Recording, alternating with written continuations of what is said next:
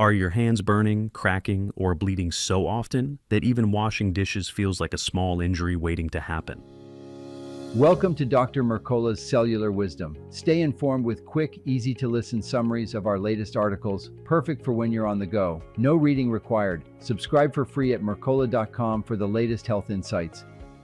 Hello, and welcome to Dr. Mercola's Cellular Wisdom. I'm Ethan Foster. Today we're talking about hand dermatitis, why it affects about 1 in 10 Americans, and how you can build daily habits and natural strategies that help your skin heal and stay resilient. I'm Alara Sky.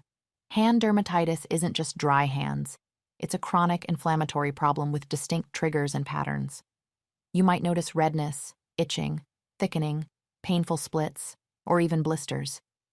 It disrupts basic tasks like buttoning a shirt or shaking hands, and it tends to recur unless you address the causes that keep breaking down your skin barrier. When you wash frequently, use hot water, or rely on harsh soaps and fragrance detergents, you strip protective oils and create microscopic cracks. Cold weather and constant friction add to the damage. Over time, irritants and microbes slip in, your immune system reacts, and inflammation fuels the cycle of redness, stinging, and swelling. This condition often intersects with your work. Nurses, hairdressers, cleaners, and food workers are constantly exposed to moisture, chemicals, and gloves.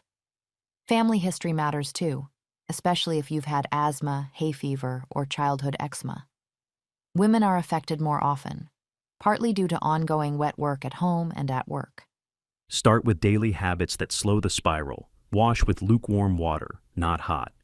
Use a gentle cleanser, blot, not rub, your hands dry, and moisturize immediately.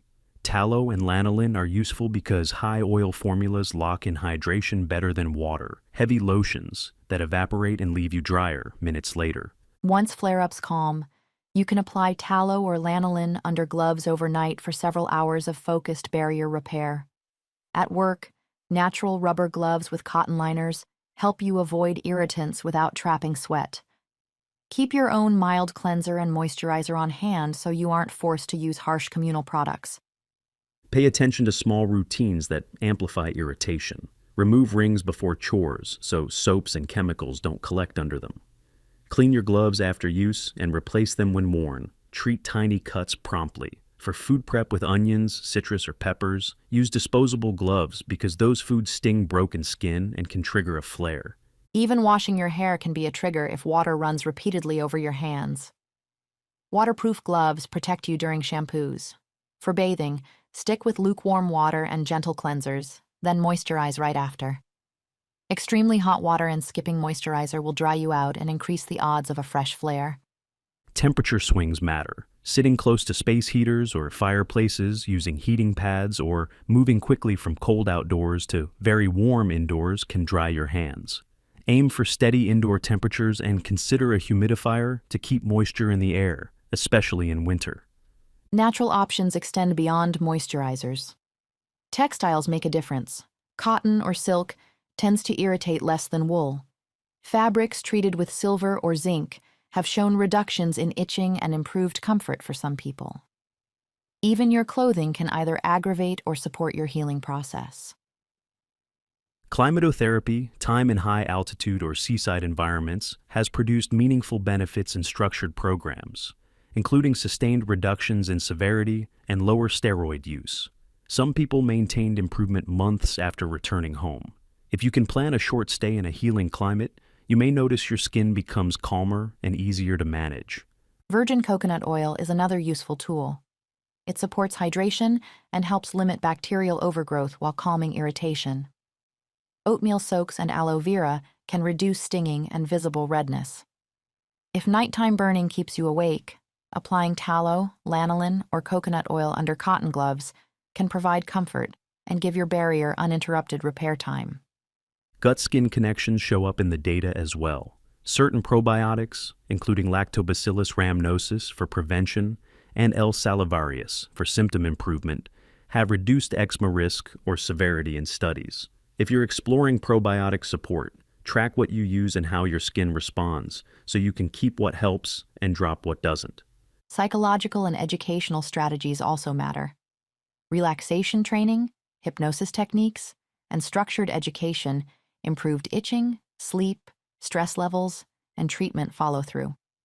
When you lower stress and have a clear plan, you're more likely to stick with the routines that help your hands stay calm. For lasting progress, address cellular stressors that weaken your skin's ability to recover. Avoid linoleic acid-rich vegetable oils and ultra-processed foods that overload your mitochondria and impair energy production. Swap them for tallow, ghee, or grass-fed butter. Reduce nuts and seeds to lower your LA intake further. Limit exposure to synthetic endocrine-disrupting chemicals. Curb excess estrogen exposure, and minimize EMFs where possible, because these stressors can further impair cellular energy. When your cells produce energy efficiently, your skin has more resilience, and you're less likely to relapse after minor irritations. Use gloves correctly rather than constantly. Natural rubber with cotton liners is suited for wet work and chemicals. Disposable gloves are useful for short food prep tasks that involve acidic or pungent ingredients. Lightweight cotton gloves help during light chores or overnight moisturizing. Always change any glove as soon as it becomes damp. Tighten up your routine for common triggers. Choose lukewarm water over hot for every wash, pat dry rather than rub, and moisturize immediately. Keep a small tin of tallow or lanolin at each sink you use regularly so you never miss the window when your skin can seal in water and stay supple. When you're evaluating your progress, look for fewer stinging episodes after washing, less tightness when you start your day, and easier healing of minor splits. Those are practical signs that your barrier is stronger and your exposures are under control. If you get a setback, revisit your triggers and tighten your routine again. Here's your challenge. For the next 7 days, wash only with lukewarm water, blot dry, and moisturize immediately every time. Wear natural rubber gloves with cotton liners for wet work, and replace vegetable oils, nuts, and seeds with tallow, ghee, or grass-fed butter.